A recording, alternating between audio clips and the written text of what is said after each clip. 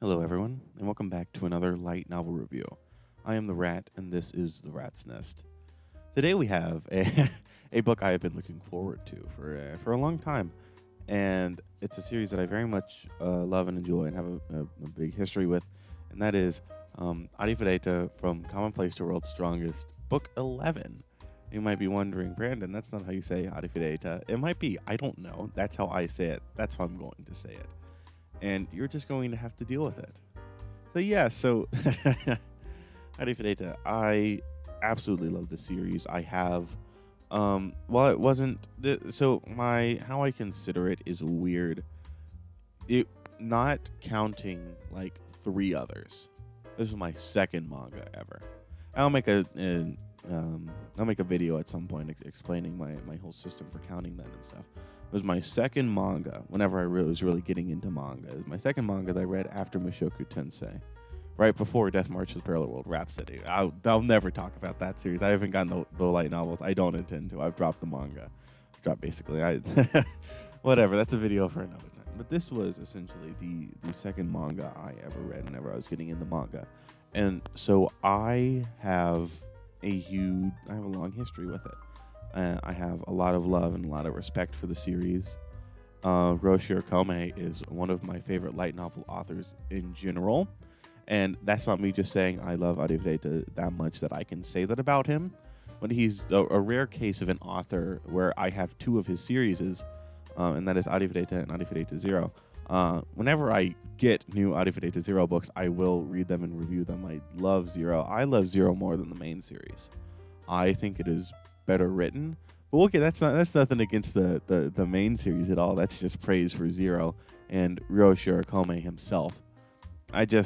He's such a good author. I love his way of writing things. And we'll get into that whenever we start talking about the book. Arifureta is one of my favorite series of all time. It has influenced a lot of stuff.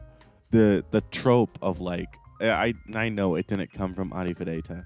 Or I don't know. Of like the protagonist like being like betrayed by like his friends or whatnot, and then like getting cast away, being like worthless and coming back super powerful. Dude, so this is where you need to know something about me before we get into this, right? I'm going to be extremely biased towards Arifureta because it's edgy. It is unabashedly chunibyo is the word, right? And Ryo Shirakome himself in I love the afterwards because it's so cool to like get to see the mind of the author. He calls himself a self-calling, what's the word? I can't remember. Self-professed. Oh my gosh, I'm dumb. It's a long day. I work today. He calls himself a professed. A self-professed. I can never remember this. He is a self-professed chunibyo. Right. And it shows. He writes his work for fellow chunibyos, and cringe. That's cringe, Brandon. That's cringe. You're cringe. Look, am I saying that it's the best thing I've ever read? No. Am I saying that I loved every second of it? Absolutely. I eat edginess for breakfast.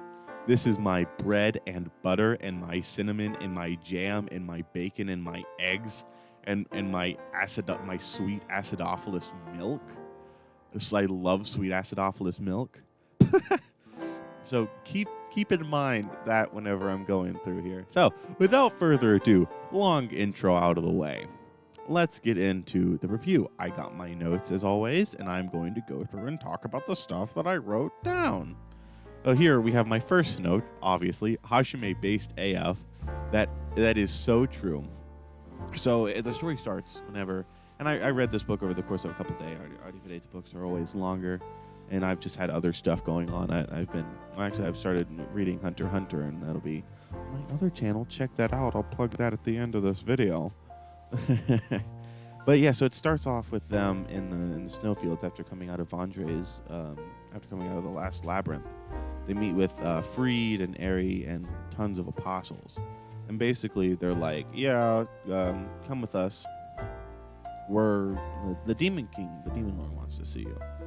And Hajime's like, no. And then they're like, okay, but you're dumb. And then he's like, okay, yeah, no, that's fair. He's like, I'll come with you. He says, but you're not locked in that room with. I'm okay. I'm not even gonna try. You know what I was trying to say. I wrote Hajime oh yeah, philosophy. First, I shortened philosophy to Phil. Man, that you can tell I read this part at like 3 a.m. Where basically he was like, yeah, that's kind of what I was saying. So good timing is where he was like, he's like, yeah, you having a hostage, like, yeah, I'm gonna come with you because of it, because I don't. He's like, because I don't want them to get hurt. He's like, but at the same time, if you hurt them, you're dead. So like he said, a double-edged sword. I thought, what you call it. So it'll be hard. I'm going to try my best to not jump the gun on any statements. But whenever I say it's so good, take that with a grain of salt as to me saying that's good writing, or I eat that for breakfast. Well, that was I like that philosophy a lot. I think it's like, okay, we're getting the business here. We're getting the business here. And then we have he gets there, and also throughout this was a long book, right? And as I was reading it, I found it hard at a couple times to like write notes exactly, because like I was getting so into the story. And so here next they meet the demon lord, and he casts a spell, and he's like, yeah, yada yada. I'm actually your uncle Yui, or Alicia as he calls her. And he's like, yeah, me and Alva we're based. But they're not based. And my next note here is the uncle and Freed get domed. And that they do. Because Hajime domes the uncle, and then Seiya's just like, all right, cool, I guess we're doing this now. Just slams Freed's head through the floor. Obviously they're not dead, but I was like, oh my gosh. I was like, that's kind of based, isn't it? It's kind of based, isn't it? And then obviously he comes back after everyone's like, oh, what's going on? And then they start to attack him again after he reveals his whole thing. And this line, I don't think I quoted it exactly, but they should have killed him. I love it whenever stories and like the narrator voice does that. And Arifureta can do it because it's from a third-person perspective. It's, a lot of series are from the first person, and so it's harder to do that because it's just the main character's thoughts. But from third person, you can do stuff like that where you're like, no, like they would realize later that they should have killed him. I love it when stories do it like that, especially whenever they do it real. And then you get Koki being Koki, as I wrote. Yeah, no, Koki. What a character. If you're at this point of Arifureta, you know Koki. I don't really need to elaborate more on that. It's him being him. I don't doubt there'll be more of him being him in 12, and I'm pretty sure there'll be a 13 as well. I don't think 12 is the end. I'm pretty sure there will be a 13. And then after that, I just wrote in all caps, E-hit hype. I E-hit, that's how I'm going to pronounce it. I don't know if that's correct. With some of these more, E-hit isn't really Japanese. That's more, I don't know how to, that's how I'm saying the name. Okay, get over it. And oh my gosh, there's two things that I'm waiting for, right? That I've been waiting for a very long time. I have been waiting to meet E-hit. Ever since the beginning of Arifureta, and especially Arifureta 0, I have been waiting for the longest time to meet him. Because I'm like, I just know he is going to be such a cool character, right?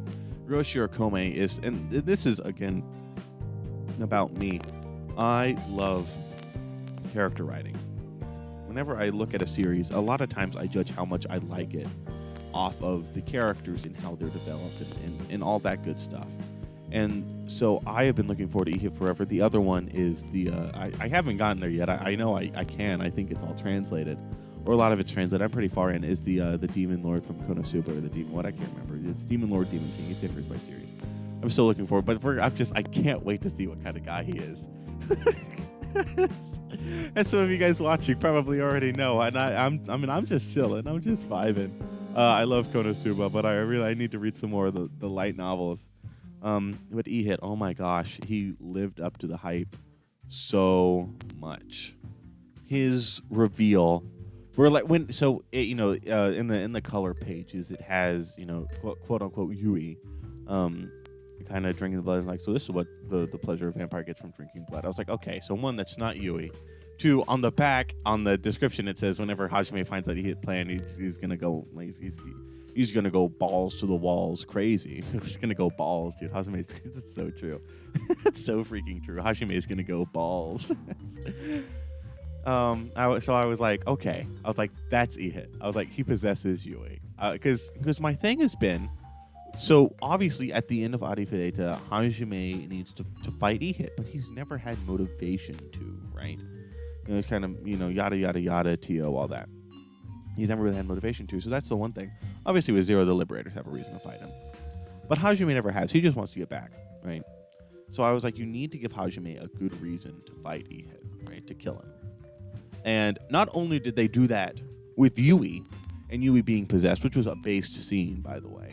You get everyone fighting, and then, oh my gosh, the Divine Edicts, where he's just like, in the name of E-Hit, like, see your own deaths. I was like, yo, dude. I was like, no freaking way. Oh, it's so cool. It's so cool, dude. I eat this for breakfast, dude. This is my series, bro. and just to see that hype where he's just absolutely trashing everything. Here my next point is E-Hit was so worth the hype. He was done so like I wrote that in my notes. E-Hit was so worth the hype. He was done so well. I mean, that's just all I've been thinking. It's just, oh my gosh, lived up to the hype. And then here I wrote after this was going to touch on Hajime lost everything artifacts. So he lost all his art. He gets them back. It doesn't take long. But dude, I mean, like that's the original Donner and Slag and Orkin and all that. That's them gone. I mean, sure, he gets one or two more tools later. It's a secret tool that'll help us later. He gets one or two more tools later to replace it, but still, it's like, yo, and he loses his arm, and he loses his eye, and it's just like, yo. And then they get the freaking whatevers to do the freaking whatever, and the apostles, and they're like, oh, I love this entire section so much, if you can't tell, man. And for Hajime to be essentially out of the picture, and then everyone else, just trying to fend them off, and then E-Hit goes back up. You find out that Yui is still in control for a little bit, at least for 3 days, and that's the time frame they're given until the final battle, which is the rest of the book. Is those 3 days, and you see Hajime absolutely destroyed, and all the other side characters fighting off and all that, like, oh no, Yui, oh no, it's so sad, and it is so sad. I will go ahead and tell you who is best girl on Arifureta. Shizuku, hands down. None of the others even really come close. Kill me if you want. I'm not a huge Yui fan.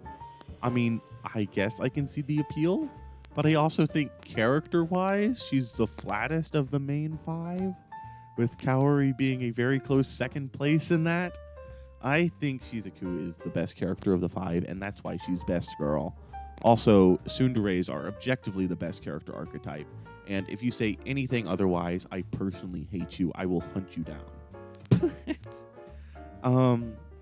I wasn't really sad so much about Yui leaving so much as I was like, yo, Hajime's about to go ballistic. And then Hajime went ballistic. Here, my next point is just concept magic is busted. Right? So this is where I'm about to say spoilers, heavy spoilers for JoJo's Bizarre Adventure Part 5 and Jujutsu Kaisen.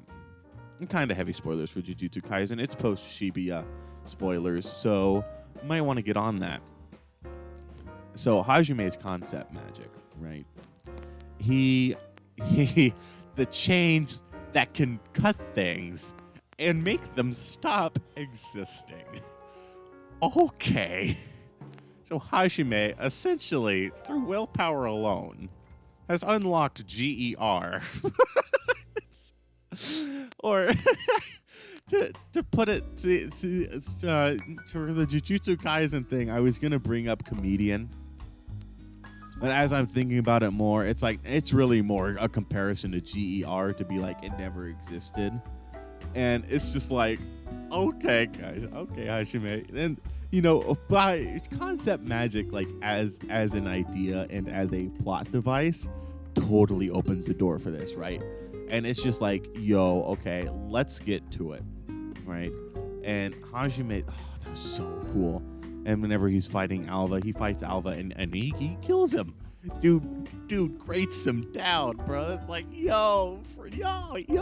It's so cool. It's so cool. I loved that part so much. And oh my gosh, it was just done so well. And it is, Hajime, I eat the trope. I think I wrote it down. Hajime's chains are erase things from existence. Yeah, I've already touched on. I wrote it down, so I wouldn't forget. Like, how could I forget? MC, it's okay. No, that's not MC. So Hajime goes on his little hissy fit, right? I eat that for breakfast. That is I've said it. That is my bread, and that is the whole deal. That's the whole breakfast, right? That's the English deluxe. I don't know what breakfasts are. I don't eat breakfast sometimes. But man, dude, it was just so. I know I've said that so many times, but I'm remembering all this, just like, yo. And the demons are escaping because they're like E-Hit's chosen race, and we haven't seen it so far. I do wonder how they're going to play into the final battle. If they do, maybe he needs people to transform into apostles, and that's what he does. I just don't know. I figure that's something we'll learn in book 12 or 13 as to what happened to the demons that made it through the portal, as opposed to the very few that didn't, that then get absolutely massacred by Hajime, until my next point where I write Mew goated per usual. That is very true. I will admit, before this volume, I was never too huge on Mew. I liked her enough. It was fun. I always enjoy a good father-daughter dynamic. Not in a weird way. I always enjoy a good father-daughter dynamic. I kind of touched on this, and I believe it was my Berserk Volume 9 review with light spoilers for that with Guts and Gambino.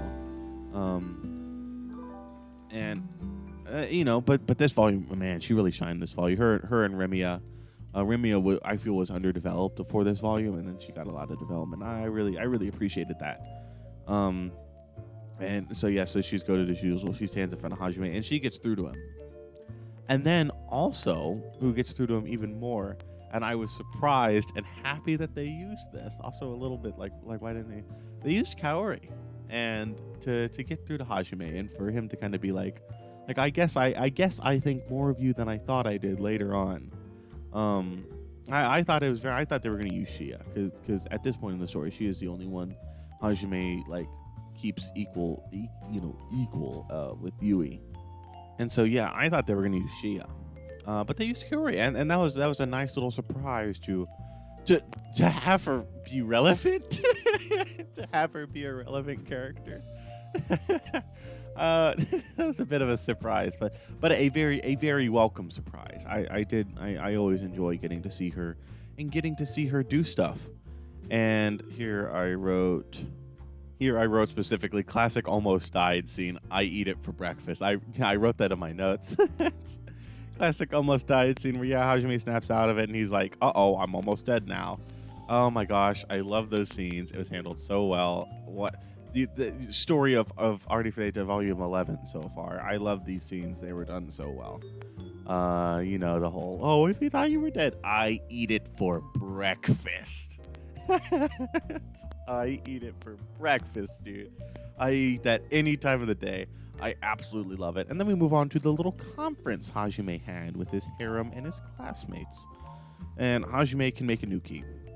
And it makes sense. He knows concept magic. It makes sense that he would need Yui to make a key home and all that. But to make a new key that's weaker, and then as we find out later, also need a leftover artifact from the Liberators. I thought that was completely fair. I was like, yeah, no, that makes sense. Hajime is essentially a god at this point, especially near the end of the series. There's no one other than E-Hit who could stand up to him. And then we have unite the nations. Yeah, so that's the plot point. Is he's like, we need to unite all the nations to make one united army against E-Hit. And this is the part of the story where, yes, looking at it objectively, is that simple? Would that be a simple matter in reality? Is that a feasible strategy? No. Let's be real here. Looking at it objectively, yeah, that's not the best from a writing standpoint, right? But that's the thing, is Arifureta doesn't try to be a realistic series. It doesn't think more of itself than it is. Arifureta knows exactly what it is, and it does it so well that while I can't say that, like, oh, but it's not fair to criticize it, because no, but it's a touchy subject where, like, it doesn't try to be complex in those areas. It's just like, yeah, we're gonna do this. Let's just go watch Hajime be a badass. Let's just get this part doesn't need to be complex. We don't need to focus on this part, right? Where it's like if it was like more realistic, like, again, Berserk's on my mind. I've been reading that recently. Like that would not be an easy thing, but it doesn't need to be. It can be simple. It can be easy because it's all well done. And that's I love Arifureta. And this is where, like, if you didn't like Arifureta, why are you on book 11, right? Why are you still at 20 minutes into this review that's going a lot longer than I thought it was going to? I don't need to make any more of a point than that.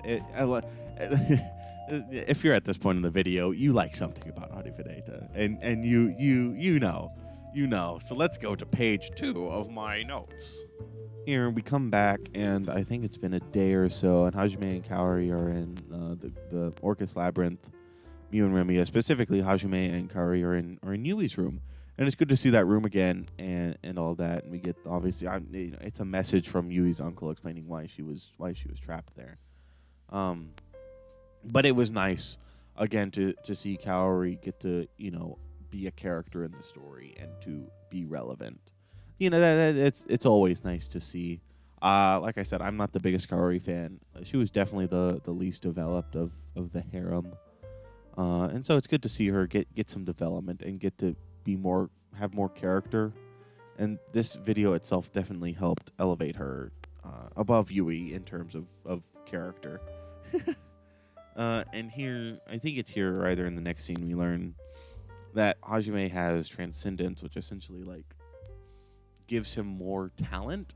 Like, it's not limit break, but it, like, raises the limit of his talent. It makes him stronger.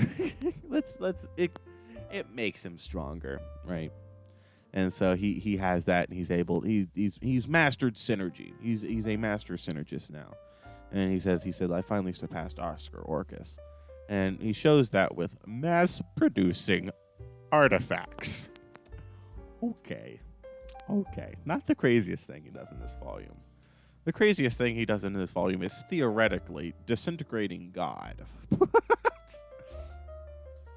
That is the craziest thing he does in this volume, probably. He does some crazy stuff later. So mass producing legendary artifacts is nothing weird for him. And I do like how they explained it as he surpassed Oscar Orcus because of his knowledge from his world. Because, like, there's no way, not to say there's no way, but the idea of mass producing just did not exist to Oscar Orcus, or the idea of guns just did not exist to Oscar Orcus. And I really appreciate how that's established.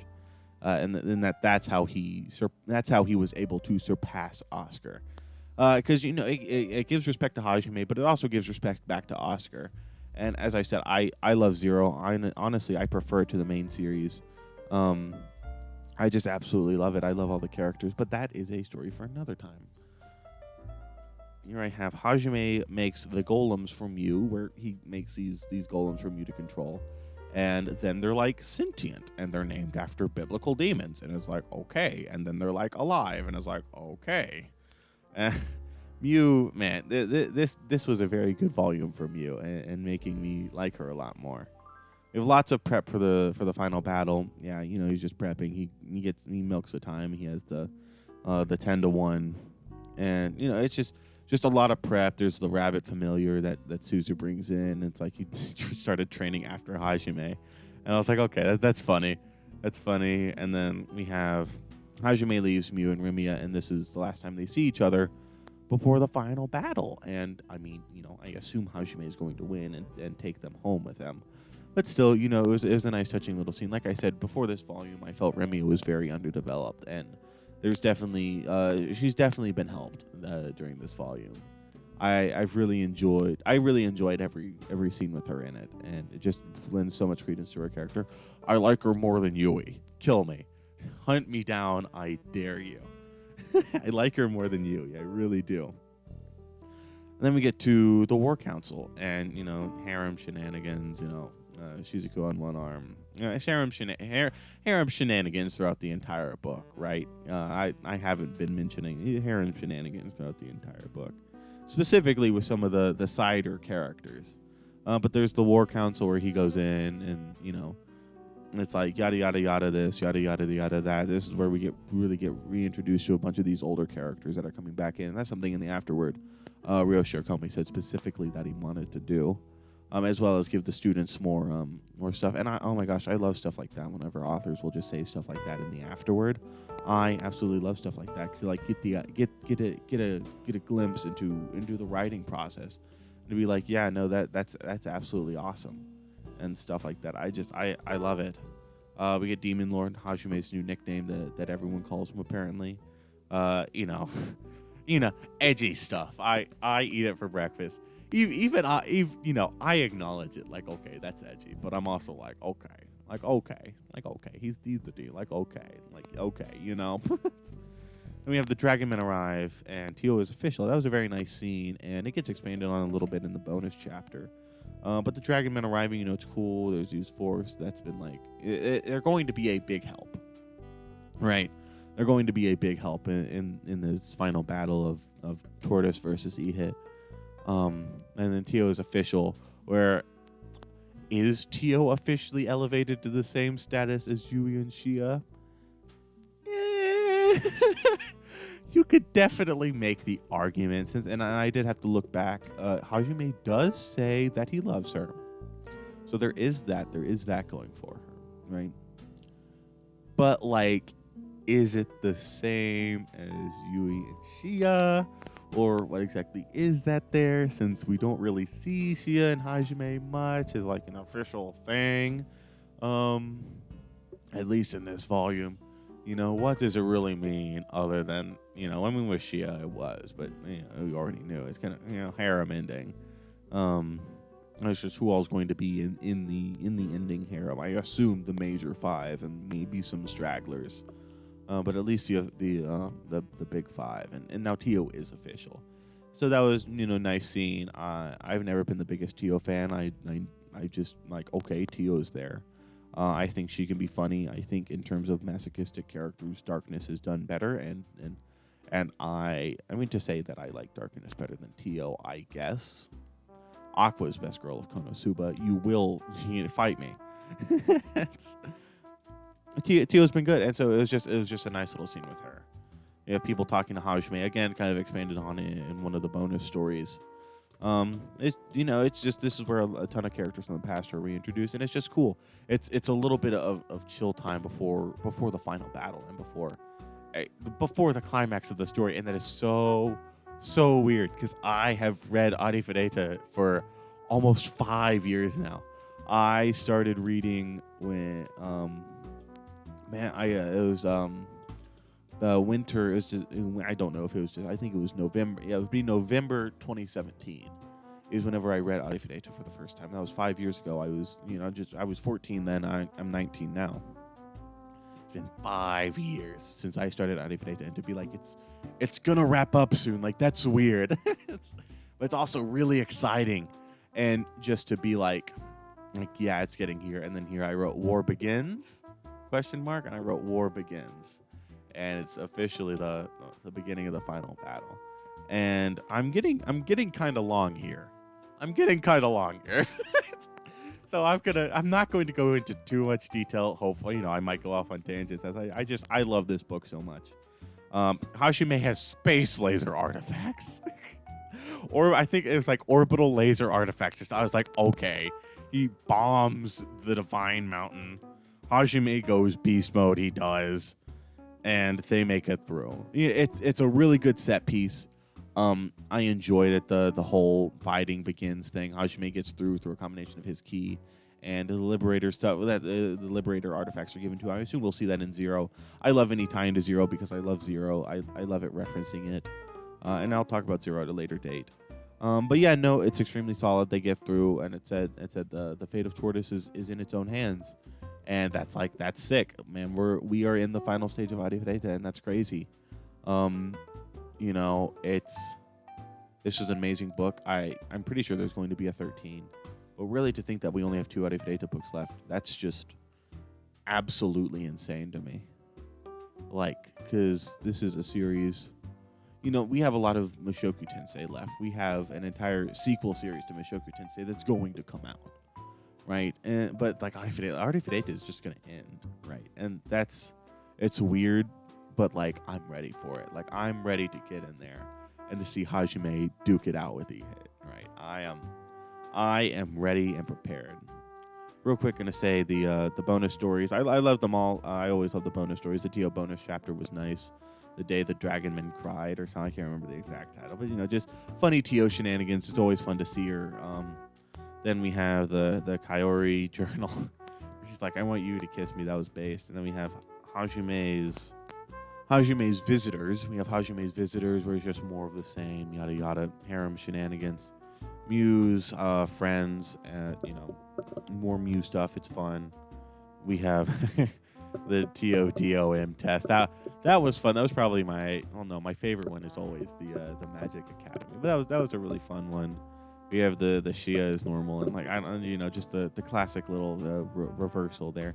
It was nice. You know, it was fun. Then we have Magic. I always love the Arifureta Magic Academy. I always love and really look forward to those, and this one is no different. It's just they're always so much fun. It's just Ryo Shirakome shit posting, and oh, it's so good. It is always so good. It never misses. He can't miss. He never misses. But man, yeah. So this entire volume has been absolutely phenomenal. I am sorry for going so long. But I just absolutely loved this volume, and I wanted to talk about it. I had a lot of stuff to mention. So if you are still watching at this point in the video, I want to say thank you for making it through that far, and maybe consider subscribing and liking the video if you're through this far. There will be more Arifureta content later. I can't say exactly when, but there will be. I love this series. I do.